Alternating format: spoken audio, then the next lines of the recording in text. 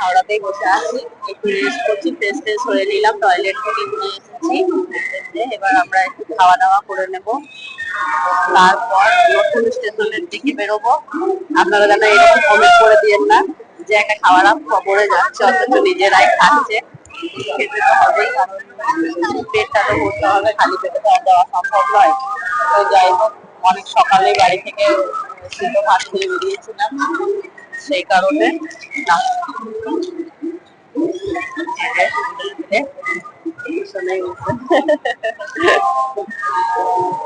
একটা রুটি নিয়ে নিয়েছি। সন্ধ্যাবেলাকার টিফিনটা এখানেই সারতে হবে, যদিও এখনো সন্ধ্যা হয়নি, তবে আমরা নতুন স্টেশনের দিকে যাবো, আর সেটা আমাদের পরিচিত নয়। শালিমার স্টেশন কখনো যায়নি, আমার কাছেও নতুন, আর রাজুর কাছেও নতুন। তো দেখা যাক, এখন খাওয়া দাওয়া করে তারপর রওনা হবো।